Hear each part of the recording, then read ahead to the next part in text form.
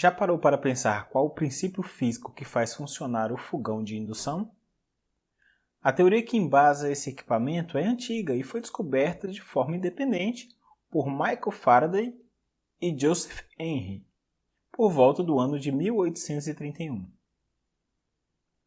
Faraday observou que, ao mover um ímã para o interior de uma espira de fio, fazia com que surgisse na espira uma corrente elétrica.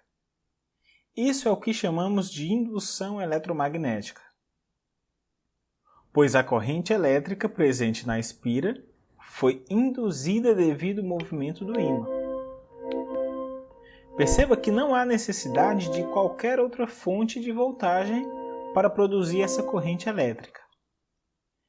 É necessário apenas que haja movimento relativo entre o ímã e a bobina. Essa descoberta foi muito importante, pois naquela época, a única forma de produzir uma corrente elétrica significativa era por meio de baterias. A indução elétrica deu início à era da eletricidade. Os geradores funcionam com esse princípio. Neles, uma bobina é posta a girar entre ímãs, fazendo com que haja uma variação no fluxo magnético. E, como consequência, temos a produção de corrente elétrica.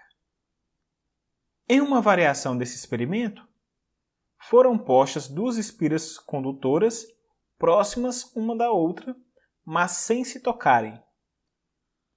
Uma delas estava conectada a uma bateria. Quando o circuito era fechado, permitindo a passagem de corrente elétrica, o amperímetro registrava, por um breve instante de tempo, uma corrente na espira da direita. Quando a chave era aberta, o instrumento também registrava uma corrente, porém no sentido oposto. A mesma coisa poderia ser observada quando, com o circuito fechado, se aproximassem ou afastassem as espiras. Se a bateria fosse substituída por uma fonte de corrente alternada, também teríamos uma corrente alternada na espira induzida.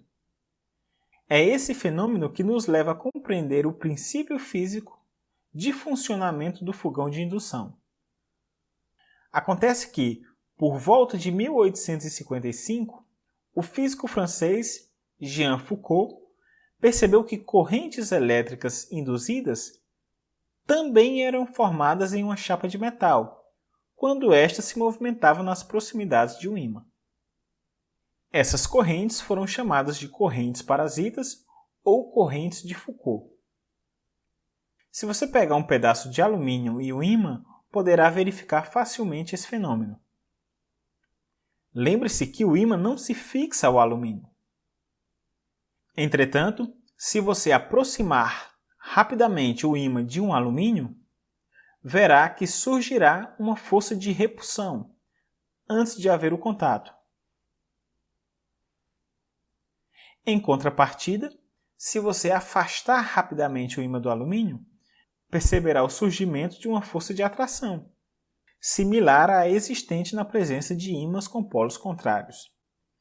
Isso acontece porque a corrente elétrica induzida no metal gera um campo magnético que se opõe à variação do fluxo magnético, conforme descrito na lei de Lenz.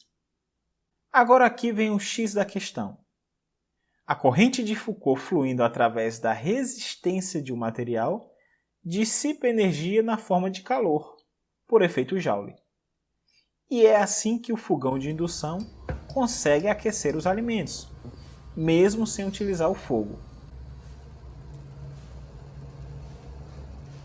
Acontece que, no interior desse tipo de fogão, existem bobinas que produzem campos magnéticos alternados. Esses, por sua vez, penetram na base das panelas, induzindo correntes elétricas que as aquecem. Por isso que as panelas mais indicadas são a de ferro ou aço inox, pois possuem maior resistência elétrica, o que ocasiona maior dissipação de calor e, consequentemente, mais aquecimento aos alimentos. O melhor de tudo é que, além de esquentar a panela mais rápido do que em um fogão convencional, permite também ter um maior controle na temperatura de cozimento, além de diminuir os riscos de acidentes, uma vez que a superfície não fica quente, pois não produz chamas.